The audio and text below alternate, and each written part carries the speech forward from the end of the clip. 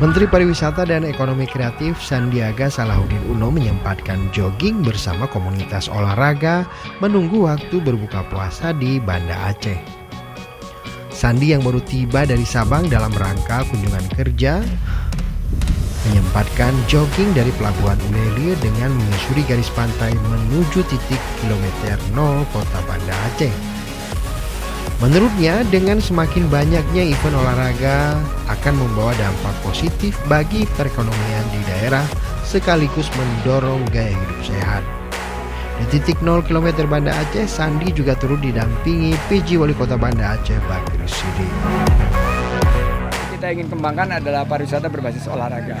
Dan sebetulnya simpel-simpel aja, nggak usah bikin yang megah-megah, mewah-mewah. Kita jalin komunikasi dengan komunitas. Hari ini ada Indoranes dan ada 5G, dan komunitas-komunitas lainnya. Ada juga selebgram yang ikut tadi, Mas Arwin, dan ada Pak Wali Kota.